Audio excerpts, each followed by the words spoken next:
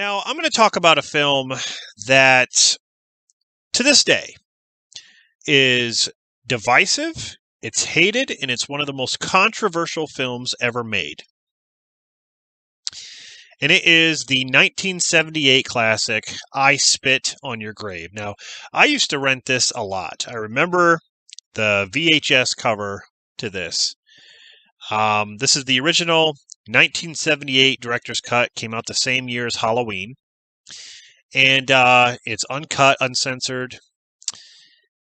This movie is crazy. In ways, I think this is more divisive than The Last House on the Left.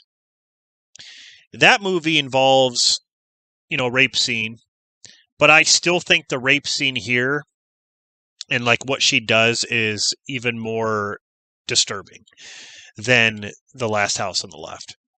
I'm not saying The Last House on the Left wasn't disturbing. I just think it's more disturbing here. It's like raw footage. Like the footage is just it's just crazy the way they did this. Camille Keaton plays Jennifer Hills, who is a city girl that she basically rents a house or cabin in the backwoods. She's writing her first novel, and then she's attacked by these group of lowlives. They're kind of like hillbillies. And she's attacked, she's raped, she's basically fully naked and stuff like that, walking around. And you really feel for her. You want her to just escape, just leave. And at some point she does. She leaves, and these guys kind of just move on. And then she just shows back up and one by one starts to kill these guys in revenge. And it's the way she does it. The way she kills these guys is just so... It puts a smile on your face because it's well deserved. These guys deserved the harshest death after what they did to her. And it was like true justice, And I think it's divisive and stuff, and people hate this movie because of the rawness of it, the rape. It's very gritty, violent, brutal, kind of like I said, like raw. It's just, it really it doesn't hold anything back, really. It's still one of the most controversial films. I mean, next to Fatal Attraction, that's still controversial as well. But Last House on the Left, the original I'm talking about, is well talked about in this instant, compared to this. But I like this movie. But yeah, she starts to kill these guys one by one. She's in the bathtub with the leader, the guy who is kind of ahead of all the group of guys that rape her.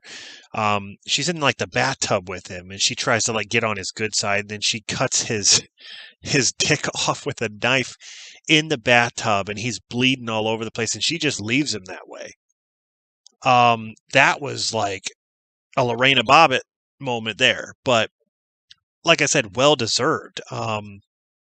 That was a good scene. That was crazy. She's in a boat and she has this hatchet. And this guy's in the water, and she's going really fast by him in the boat, trying to hit him, and then hit him with the hatchet and stuff. And then there's a guy who is, I guess he's kind of like a special needs guy.